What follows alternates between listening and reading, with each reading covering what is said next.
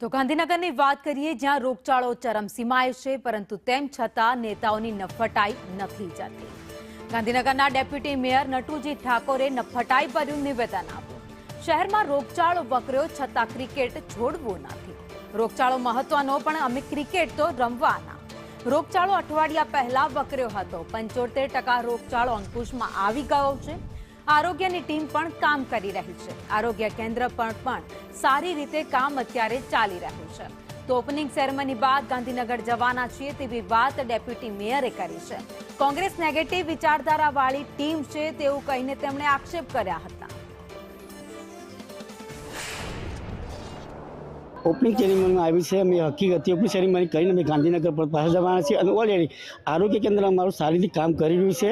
અને આ તો હકીકત અઠવાડિયે 3 દિવસ પહેલાંનું હતું, બરાબર. ટેપો રોજ નીકળ્યો એ અમારી ટીમ, ગાંધીનગરની ટીમ કામ કરે છે.